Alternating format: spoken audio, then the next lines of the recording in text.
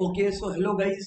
अभी मैं बात कर रहा हूँ स्पेसिफिकली सीबीएसई स्टूडेंट से। तो सीबीएसई स्टूडेंट्स अभी एक दो दिन पहले I was going through the website, तो आई फाउंड आउट कि सीबीएसई ने आप लोगों के लिए कुछ extra questions class 10 and class 12 के लिए रिलीज की है। अगर क्लास 10 की बात करूँ तो science, English, Hindi, maths, social science तो अब हो गया है। इन सब टॉपिक्स पर एक्स्ट्रा क्वेश्चन रिलीज किए हैं, एमसीक्यू। एंड क्लास 12 के लिए bio, computer science, economics, English और ज्योग्राफी, हिस्ट्री। अब ये जो क्लास 12 में ये जो शीट है, इसमें मैं मैथ्स का नहीं देख पा रहा, बट मेरे एरिया ऑफ इंटरेस्ट का, बिकॉज जिसमें मैं आपको एक एडवाइस दे सकूं, आई फाइंड इकोनॉमिक्स है। क्लास 12 स्टूडेंट्स आपसे बात कर रहा हूँ।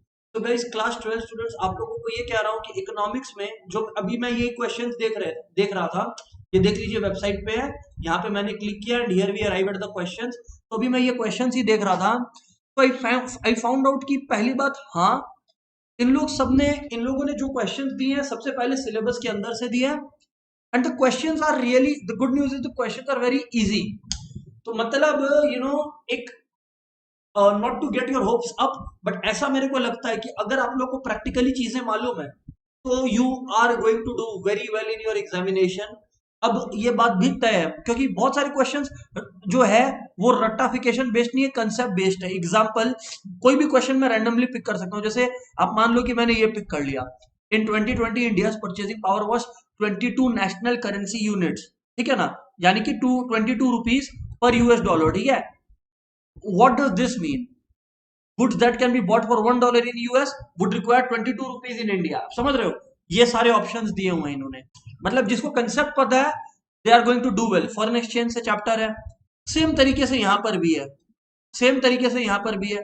So guys the observation is कि अगर थरो रीडिंग हो और कंसेप्चुअल अंडरस्टैंडिंग हो, तो कोई डाउट नहीं है कि you people will be coming out with wonders.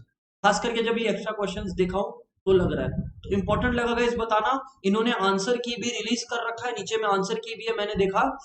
तो गाइस द एडवाइस इज कि जब एग्जाम के लिए जाए तो आप लोग ये 60 क्वेश्चंस प्रैक्टिस करके जाना।